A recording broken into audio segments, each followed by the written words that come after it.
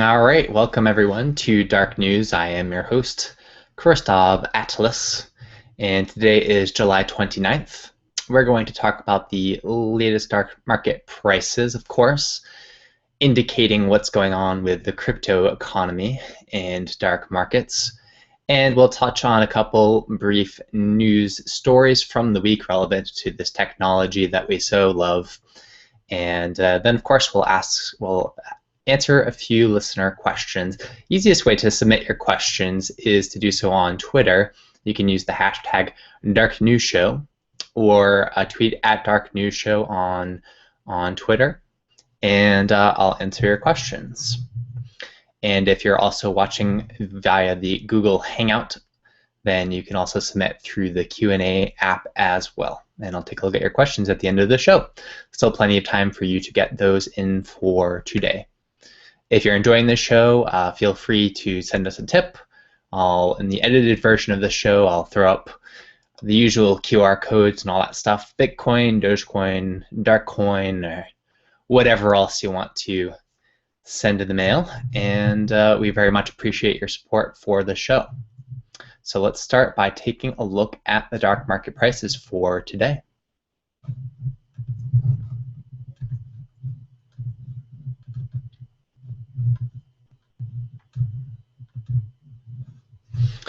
So here are the prices for July 29th. So silver and gold up just a little bit in the last week, or down just a little bit in the last week, between 0.5 and 2.7% between the two of them, and that lowered the overall market cap for all the different prices that we track on the show by just about 68% relative to the dollar in the last week. So that market cap is currently sitting at $230 trillion, mostly gold and silver, of course. For cryptos, it was mostly a down week. Bitcoin, the dollar gained about 6% relative to the price in Bitcoin. We're in a little bit of a lull right now, I would say. Darkcoin also had a down week. The dollar gained 33% relative to Darkcoin. Darkcoin still sitting at number 6 for the market cap rankings. If you look at all of the cryptocurrencies that are in existence, and look at their market cap, you take the number of coins in existence, multiply that by the valuation per coin, then you get the market cap, and you can kind of rank the cryptocurrencies. So Darkcoin sitting at number 6, just below Purecoin. We'll take a closer look at that in just a moment. Noncoin also that lost some value relative to the dollar. Lost 2 places, currently sitting at number 44 in the cryptocurrency market cap rankings. Fedora Coin also down a little bit in the last week, sitting at number 115 and down quite a bit since we first started tracking it on the show. And both Bitcoin and Monero, which are both crypto note-based currencies, had a little bit of a down week, losing about 15 and 18% respectively. And actually, Monero is still on top of Bitcoin. It's at number 12 in the rankings. Bitcoin is down to number 19. And there are a variety of different privacy-centric cryptocurrencies that have now passed Bitcoin at this very moment. You have Cloakcoin, you have X currency, and so forth. And of course, Darkcoin at number 6. Cloakcoin is one of the few cryptocurrencies that we track on the show that actually had an up week. The dollar lost 11.9% relative to Cloakcoin. You can only buy 1.11 Cloakcoins with every US dollar, and it's currently sitting at number 16. And we added one new type of ammo to the show. I got a tip from a viewer who said, hey, you should really look into this type of ammo that's commonly associated with Russia. It's 7.62 by 39 rounds. It's like a rifle ammo, commonly used for AK-47s and various, wartime machine guns and so forth. And it's also used for sport hunting in the U.S. and whatnot. But a lot of the manufacturing comes out of Russia, and there's been some rumors about bans on Russian ammo and so forth related to this conflict between Russia and between the Russian government, let's say, and the Ukrainian government. So right now you can buy 4.76 of that type of round with every US dollar. And not much of a change for the 22 LR or 9mm rounds either. And I do believe that is it for those prices. So let's take a look at a few charts here.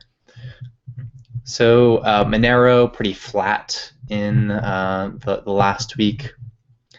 And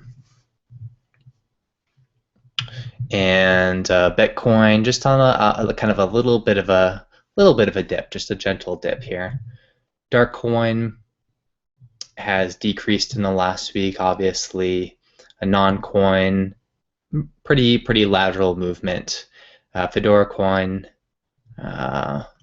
just a slight change in the last week. So mostly things are moving pretty sideways, with the exception of Cloakcoin, which had a pretty decent week. And this is, of course, a logarithmic chart, so you can get a little bit better idea of the relative movements of the different coins. Now, if we take a look at some of the top altcoins, this is excluding Litecoin, because Litecoin is somewhere in the range of $200,000 and $200,000 in terms of, $200 million in terms of market cap, which kind of skews the rest of the coins here. So if we go below Litecoin, these are some of the coins that are on top in the cryptocurrency rankings.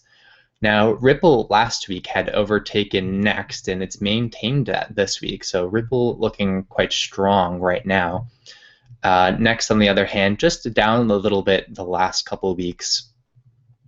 It seems to have this little peak that it experienced in June seems to be over for the meantime, and perhaps Ripple is starting something similar. And then way below Next, we have Purecoin sitting just on top of Darkcoin. Dogecoin mostly moving sideways, but generally just down. It's been pretty much down week over week for several months now. BitShares X, we just have one data point here. It's this kind of like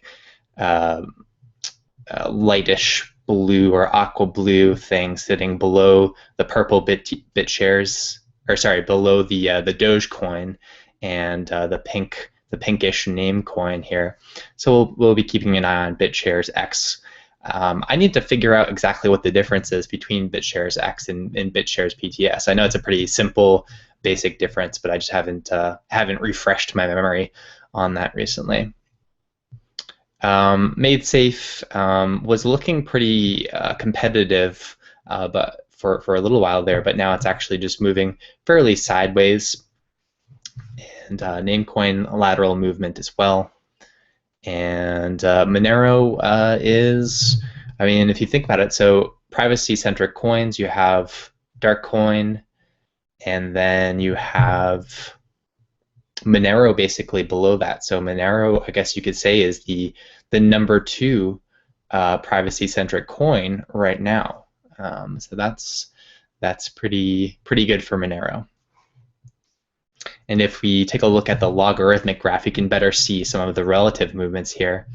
So really noticing the kind of downtrend for Darkcoin in the month of July. What else do we have going on here? As I said, MadeSafe had this little burst in early July that seems to be calming down a little bit and returning perhaps to early July levels. And a nice little boost in the last week for Blackcoin and BitShares PTS. Counterparty and Mastercoin both down in the last week, and that's interesting to me. They're, of course, pretty related protocols that sit on top of the Bitcoin blockchain and try to achieve some kind of Bitcoin 2.0 effect, piggybacking off of the Bitcoin blockchain. And so I do believe that will do it for the market prices for this past week. So I just wanted to mention 2 quick news items in passing that I think are interesting and relevant to the technology we talk about on Dark News. One is this new product called the GoTenna. So this is a product that you can't purchase and receive quite yet. It's still being they're taking pre-orders basically, and they're doing that through Shopify, which allows them to accept Bitcoin payments through BitPay.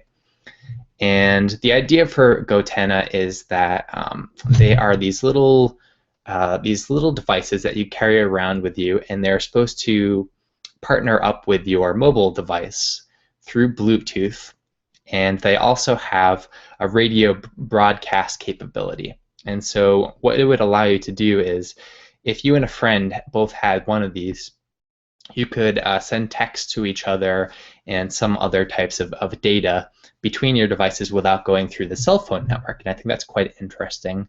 Now, I don't know if GoTenna is going to be like the next big thing, but I do think that there definitely are going to be a number of technologies centered around this idea of like mesh networks and a more peer-to-peer type of topology rather than the very hierarchical topology that you get through the cell phone networks. Those are always about connecting to the cell phone companies, huge broadcasting stations, and each peer connects to those stations, and they kind of go up the wire from there.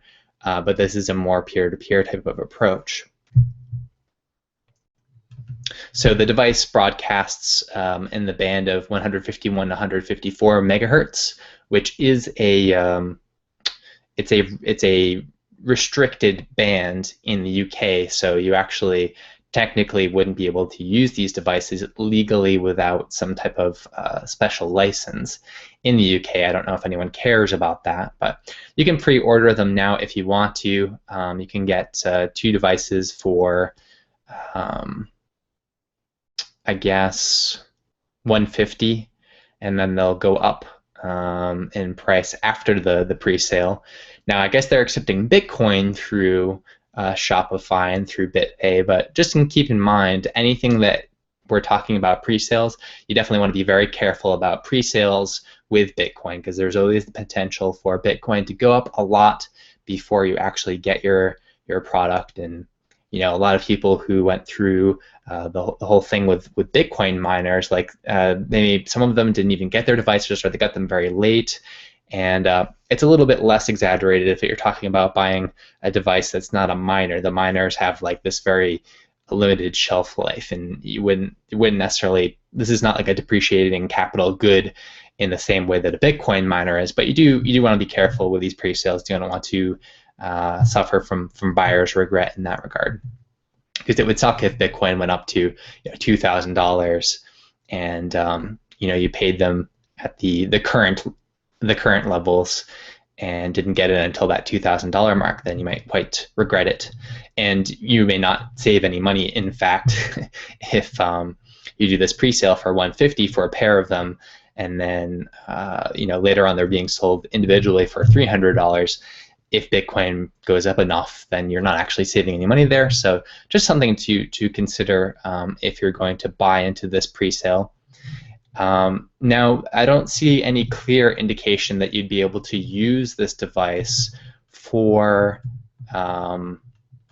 like broadcasting Bitcoin transactions. That might be something that they could extend the functionality of in the future. I guess if you're using an SMS-based wallet, then obviously it's oriented around like broadcasting text messages, so that might be a possibility.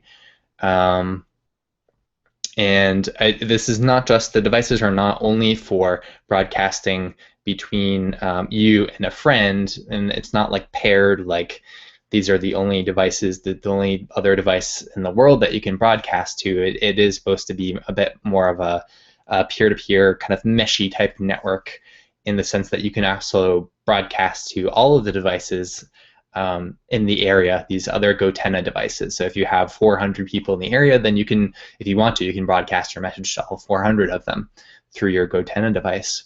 And so it gives you a little bit more functionality there, but at the moment there's no clear indication that this would necessarily be helpful for broadcasting Bitcoin transactions in the event of some kind of, cell phone blackout or internet blackout or anything like that.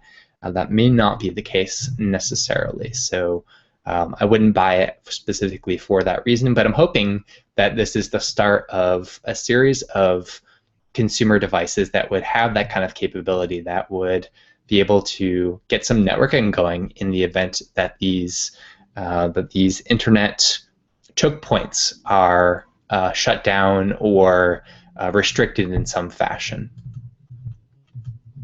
And so since this is sort of kind of an exemplary technology, I wanted to bring it up on the show.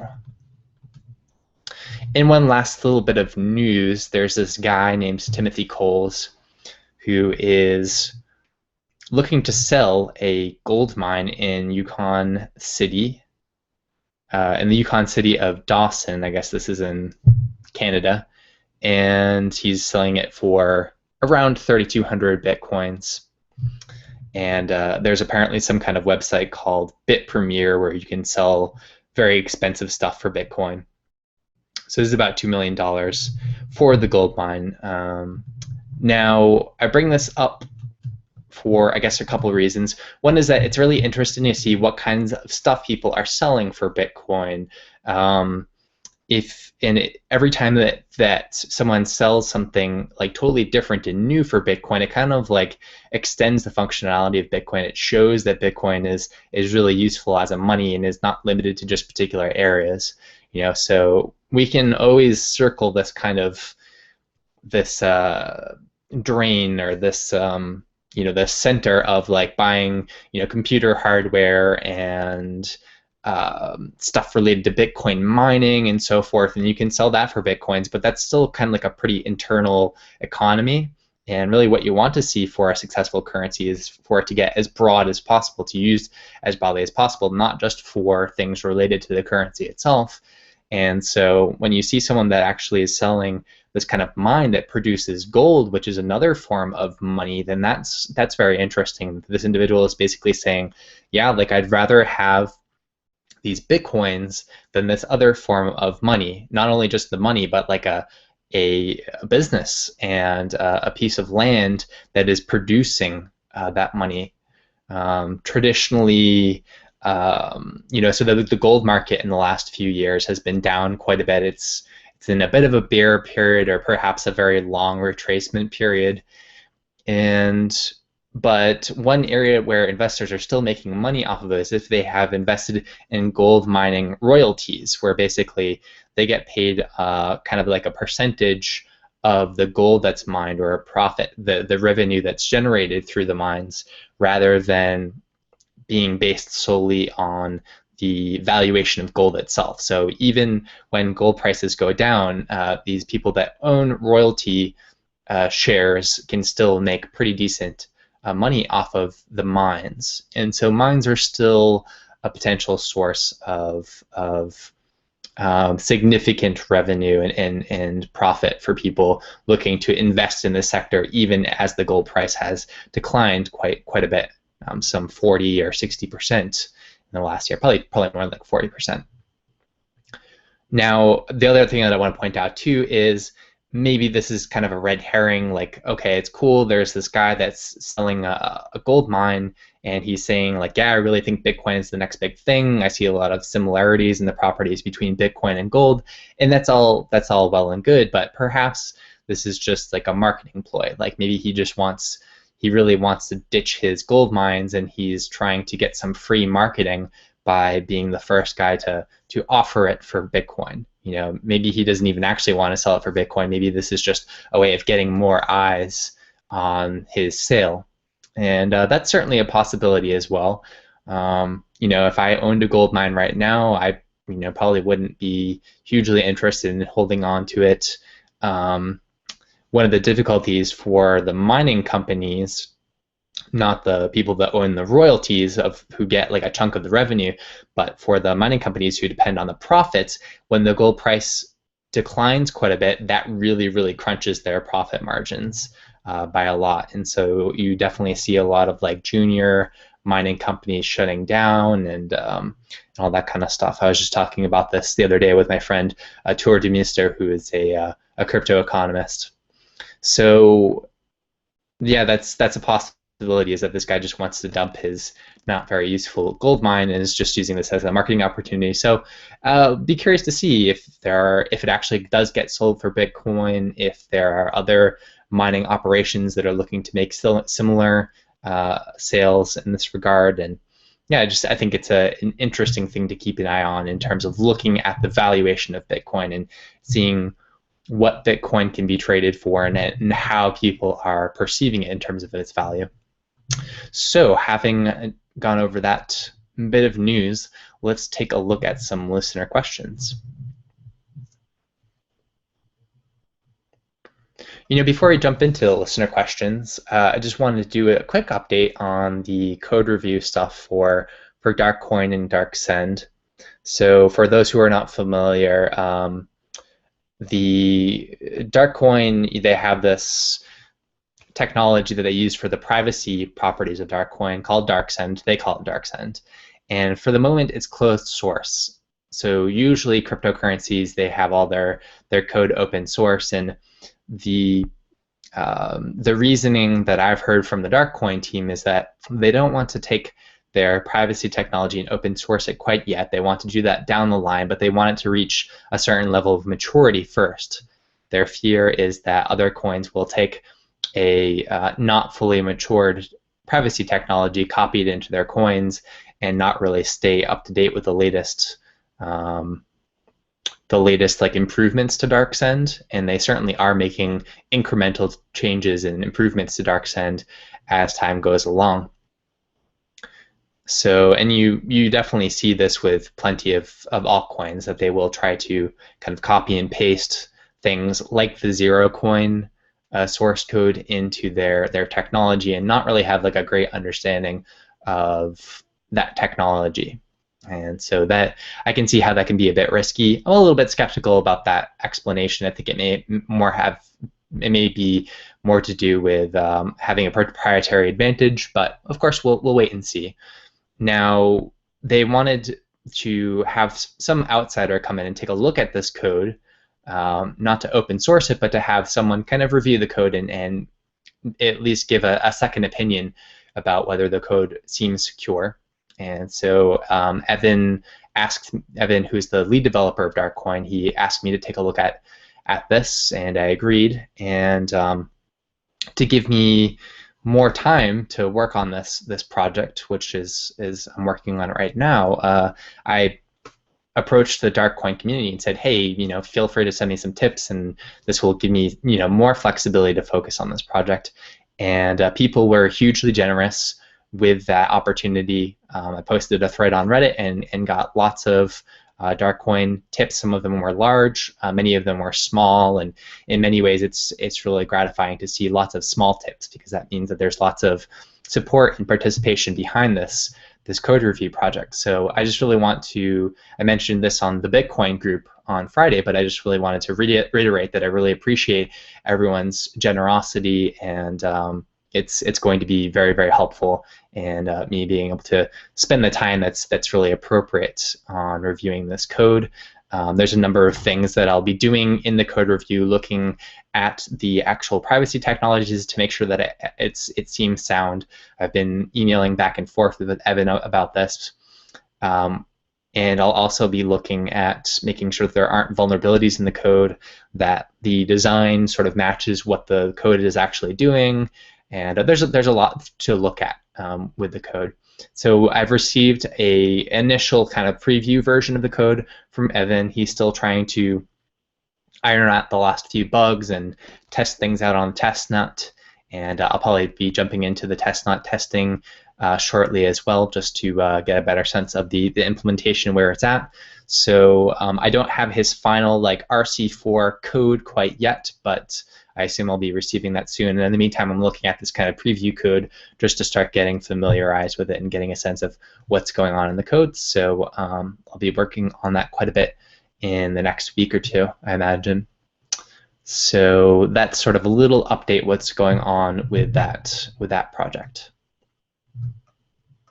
So we got a few questions through Twitter.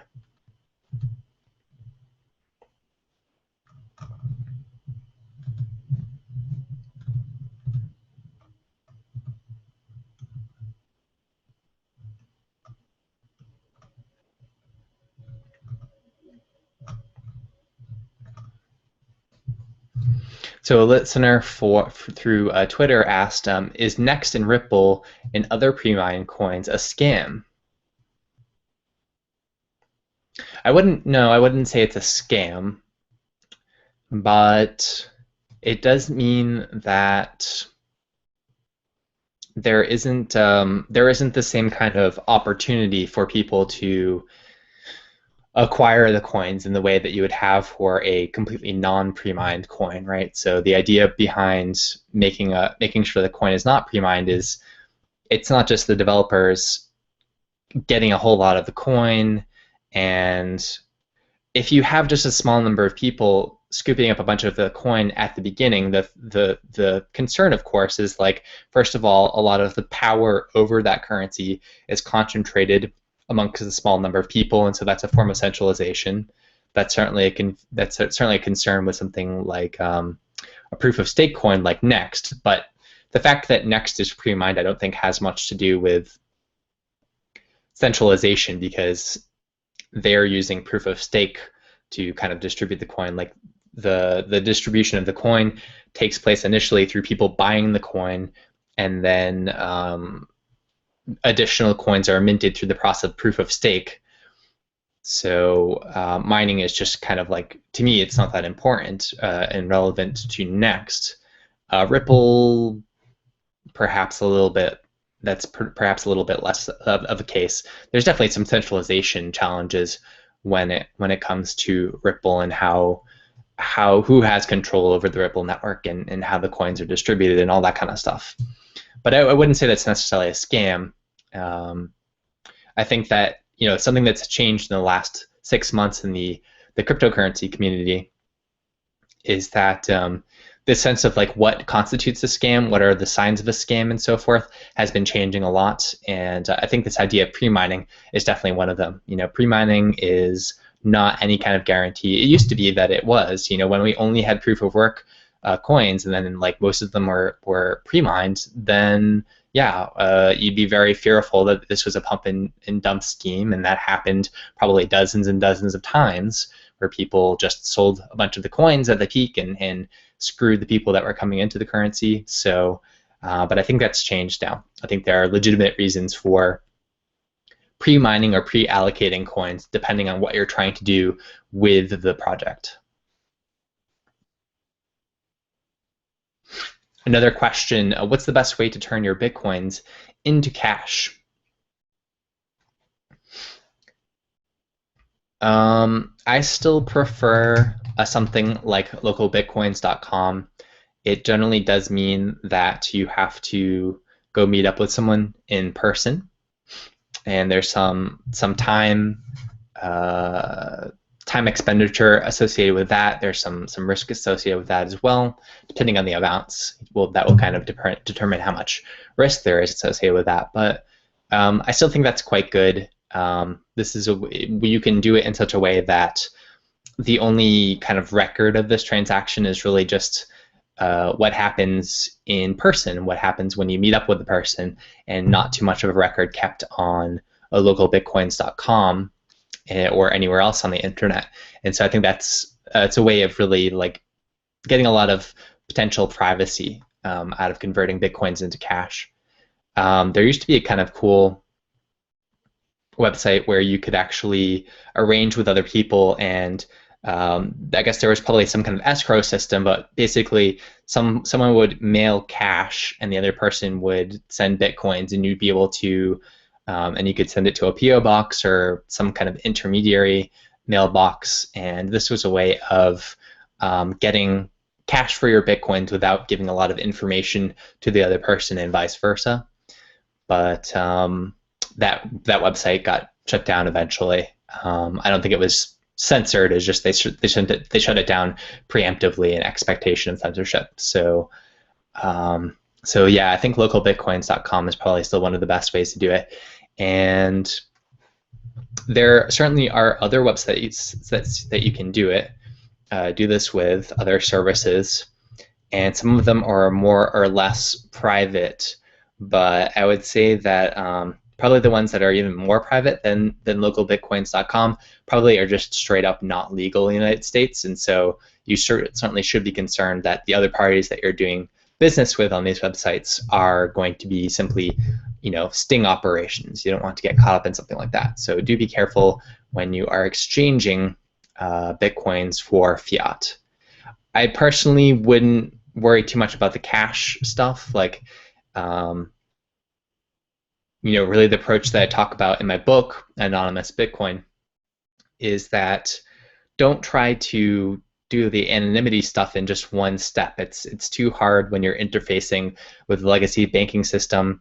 Use your Coinbase or your Circle or whoever you need to use, as long as you have control over the coins. Once you have the coins in your wallet, then you can take additional steps to actually anonymize those coins or anonymize the ownership of them. And don't worry too much about trying to use the supposedly anonymous form of cash. There's all kinds of issues with cash, so I wouldn't worry about that too much. Another question, are there any coins that are innovating to combat the 51% attack? Sure. So someone that has been, well, I guess there's two approaches. I'm sure there's more than two approaches. There's two main approaches that I would like to mention that I understand relatively well. One is proof of stake, and the idea of proof of stake is rather than mining these coins and having new coins minted through that mining process, you have proof of stake where the new coins that are mined are based on some percentage of the coins that you prove to the network that you have. So like, let's say you own 10% of a cryptocurrency like Peercoin, and let's not use Peercoin because it's actually in a hybrid. But let's say Next, and just to kind of keep things basic, I would say, so you own 10% of Next and you're keeping that in an online wallet, and then every time there's a transaction that goes through, you kind of get like a 10% chance of validating that transaction, minting some new Next coins, and those Next coins going to you. And so you end up getting paid like kind of a 10% dividend of all the new coins that come into existence based on you proving your 10% stake in the Next network. And the idea there would be that, if someone wanted to get 51%, if they did it through legitimate means and they just bought them, as they tried to get to 51%, which no one wants because that creates kind of a negative situation for everyone, a risk that they don't want to have there, then the price of Next would just keep going up and up because you're providing all this demand to the market for 51% of the coins. That's just going to drive the price up and up and up, and it's just going to be astronomically expensive to try and do this. And of course, then you'd be sitting with 51% of Next, and investors at that point may not have very much faith in the Next network because someone has 51% of the coins and can start doing these double spending attacks and so forth. So that might then drive down the price of Next, and now you've just lost a bunch of money that you spent on Next coins, and so there's a kind of a financial incentive for you to not burn through all that money that you just spent. So not only would it require a lot of capital, but you'd end up losing a lot of capital potentially in this process. Now, of course, the issue with this particular threat model is like, if someone wants to get 51% of Next, they're probably not going to buy 51% of Next. They'll probably try to hack 51% of the stakeholders in Next, which is going to be a lot cheaper because security generally sucks. So this came up certainly quite prominently with Vericoin recently, where someone was able to obtain approximately 30% of all Vericoins in existence, which is a proof of stake based coin. And they did this by hacking a particular exchange that failed to put the funds in cold storage and just had them online. So in one fell swoop, someone suddenly had 30% or more of Vericoins, and it was getting awfully close to that 51% range. And so this really illustrates like that person didn't have to spend an astronomical amount of money to get up to 30%. They didn't buy their way to get there; they hacked their way, and that's definitely a potential issue with proof of stake. Now, the other technology that I wanted to mention has to do with dealing with the centralization of mining. And this is an area that Vitalik Buterin and other people at Ethereum have been thinking about quite a bit. I talked with Vitalik. I missed his speech at the DC conference, but he was kind enough to walk me through some of his slides and explanation on one-on-one. And he has this kind of economic analysis where he's looking at, okay, well, how centralized is CPU mining versus ASIC mining? And the conclusion that he came to is that ASIC mining generally is worse in terms of centralization. The way that you are incentivized to participate in ASIC mining, it really is geared towards people who can have a lot of powerful ASICs and have a lot of money invested in that mining process. And so one of the major focuses of Ethereum is trying to come up with, figuring out if they are going to have proof of work systems, and if they do have proof of work systems, have them more geared towards the CPU or GPU based mining as opposed to ASICs. And you do that by making your mining algorithm CPU or ASIC resistant, in the sense that it's engineered in a certain way, usually revolving around like using up a lot of memory as opposed to computation, because computation gets like doubles every year or year and a half or whatever it is, whereas memory, like the improvements in memory technology are much slower and more expensive.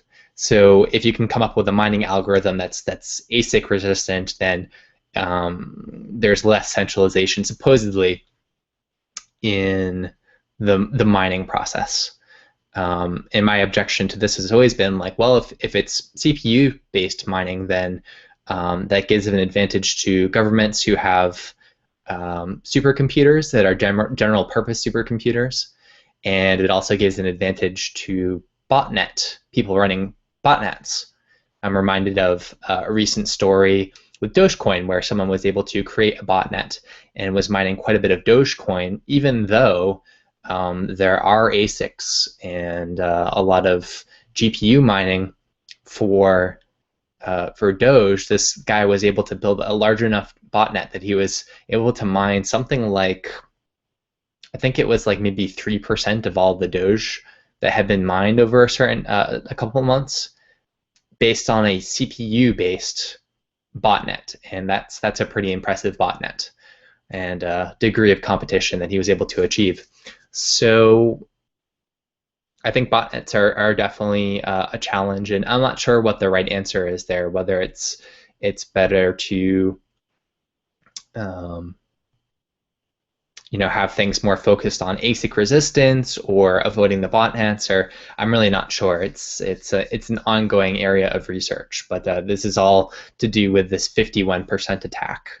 Another thing that I learned about recently, which you can learn more on the Let's Talk Bitcoin podcast, was the guy from BitShares was talking about how they're going to build this this kind of like distributed autonomous organization network, and there's going to be cryptocurrencies, related to this.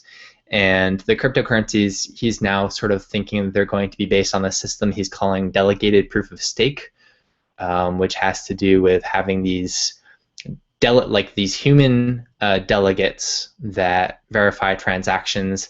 They have a certain reputation, and people that participate in this cryptocurrency get to like vote for delegates over time. So that's interesting. I'm always suspicious of voting and anything that sounds even vaguely like democracy, because it certainly doesn't work well in the state kind of model. But he had some significant criticisms that I think are worth listening to, if not necessarily agreeing with, of proof of stake systems. So you might want to check out the BitShares delegated proof of stake stuff as well.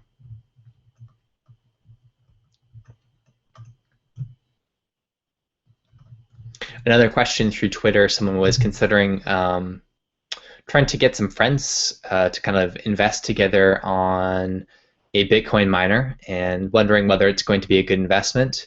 I'm very skeptical about that. The people that I know involved with mining, most of them got out quite a long time ago.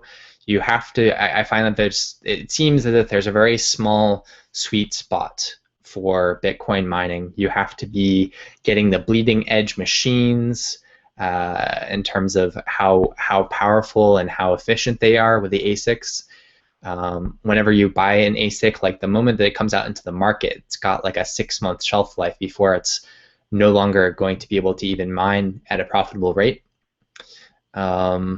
So if you're, and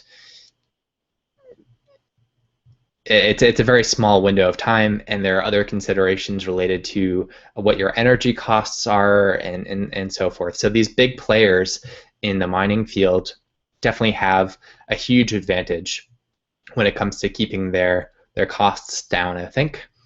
And particularly companies who are producing the miners themselves. A lot of them are selling some of their miners to customers, but holding on to a lot of the other ones and using them to fund their company as well.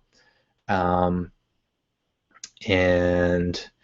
yeah, so be very careful with pre-ordering and potential delays and all that stuff, because that can really knock down the value of your mining equipment as well. And I think it's just most of the, at this point I've talked to hundreds of people in the cryptocurrency scene in person at conferences, at local meetups and so forth. And pretty much everyone that I talk to, with maybe the exception of one person who works on this stuff full time and has his own like little mining facility, they all say, I wish I had just, it was fun to play around with, but in terms of actually making money out of this, I wish I had just bought the Bitcoin and held on to it and not try to get involved with mining, because it's kind of a crapshoot at this point. I think the glory days of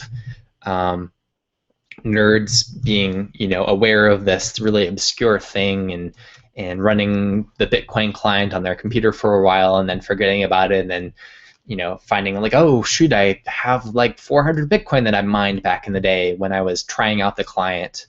I think that's way past. Like cryptocurrency, all of the people that are going to be interested in cryptocurrency at this very technical level are already aware of it, especially in the United States. And so I think those days are kind of numbered. So I would be very careful about Bitcoin mining. You may be able to make a little bit more money with altcoin mining, but altcoins have even more volatile prices than Bitcoin, and all kinds of mining very much are dependent on the future value of the cryptocurrencies as well. And so that's important to keep in mind. When you're mining altcoins, you're also unless you've really got your process like down to a T, and you're able to mine the coins, immediately dump them, and obtain a profit off of that, even considering your electricity and heating costs and all that kind of stuff, then if you're holding onto the coin, then you're not just a miner, you're also a speculator in that coin. And so that's like a dual role thing that could potentially work out well for you, but it could also work out like doubly poorly for you. It's a way there's even more risk associated with it. So my thought is kind of like, well, if you want to speculate in a cryptocurrency, then why not just be a speculator and not a miner on top of that?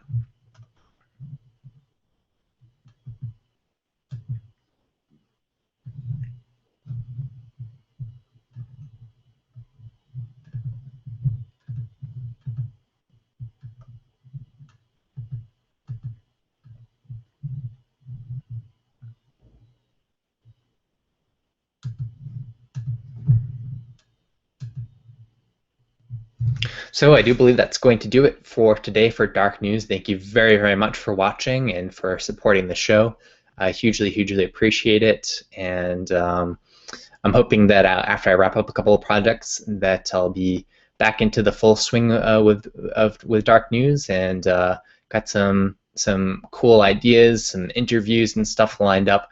Just a matter of finding the time. So right now, my efforts are being most funded through contracting work and this code review for the Darkcoin community and stuff like that. So to whatever extent you prefer to see content through the show as opposed to other stuff, then feel free to send some tips to the show, and that's what allows me to focus my time on the show as opposed to other things. Oh, and someone wanted to sneak in one last question here before the end. Question was, will enough people ignore the proposed regulation for it to be a failure? So this is referring to the New York Department of Financial Services proposed regulations for bit licensing in the state of New York. You know, New York State just by itself passing these regulations, not going to really have any kind of effect on the world. It's going to alienate New York State from the rest of the world, but other than that, it doesn't mean anything. The question remains is, are other states going to adopt similar things as seeing New York State as some kind of leader in the area of regulation?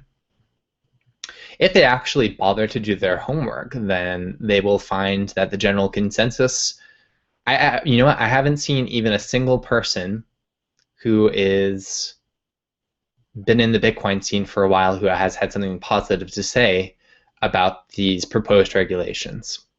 0 people, literally 0 people. And that's interesting.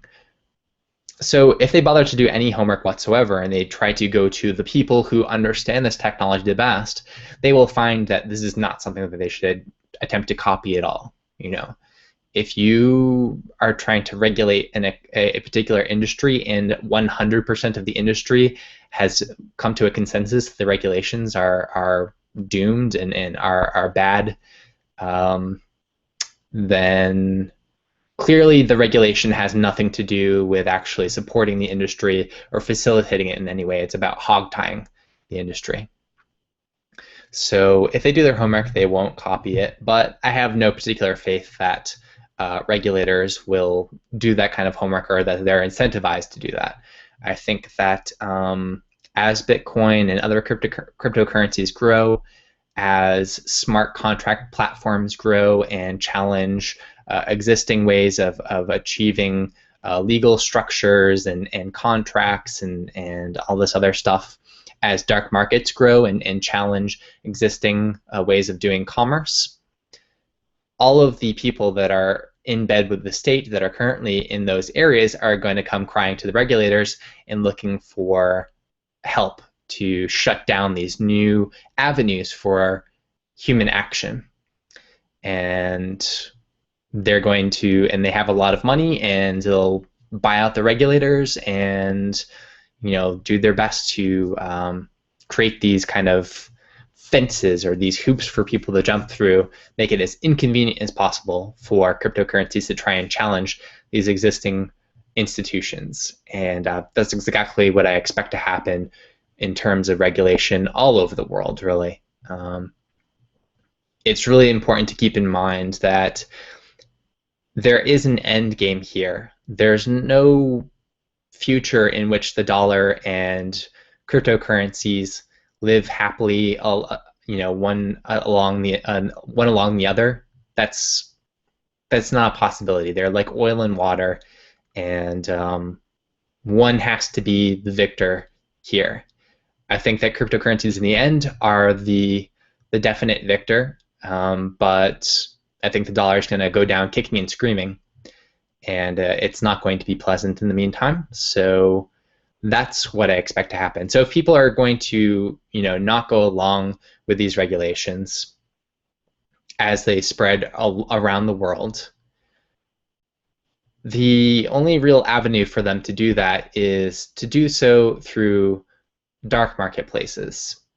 And these dark marketplaces are ways of doing your commerce and hiding as much of the details of those transactions from other people as possible using cryptography, using things like cryptocurrencies, using things like Open Bazaar and other kinds of marketplaces to try and protect the participants of these new transition economies. And so I think the success of those technologies is really going to be intertwined with people's ability to opt out of these regulations.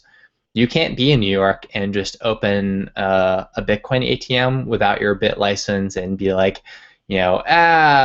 those regulators, whatever. I don't care about what they have to say. A man in blue will show up to your Bitcoin ATM and he will kindly ask you to shut it down. And if you don't do that, then you will have your hands bound behind your back and be in the back of a patrol car pretty damn quickly. That's the reality in New York, is that there are men on the street with guns willing to shut down Bitcoin entrepreneurs if they don't follow the law. So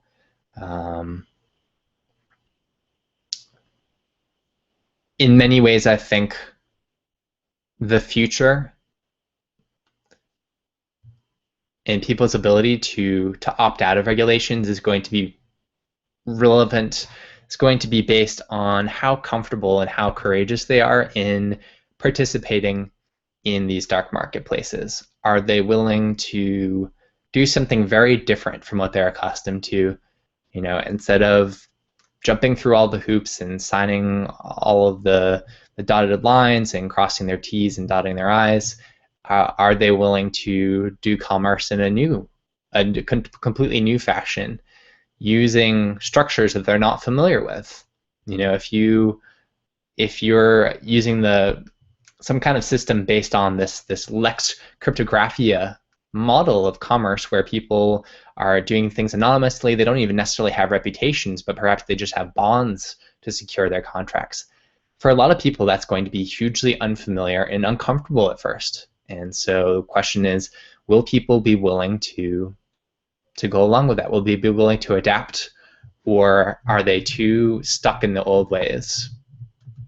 If the latter, I think it's probably just a matter of slowing down the inevitable, but slowing down the inevitable when it comes to human freedom, and especially in the economy, has huge ramifications. It means more misery, more deaths, more sad families, more all of the bad stuff that we don't like as human beings. It's more of that. And so we really don't want to slow down progress in this area. We want it to be as fast and efficient as possible and as frictionless as possible. And so I'm really hoping that these dark marketplace creators will be able to imbue trust in these marketplaces, so that people will be able to use them with a good conscience and without fear of reprisal or fraud. I think that's quite important. So that will do it for today. Thank you very much for watching, and I will see you next week. And in the meantime, have a very dark week.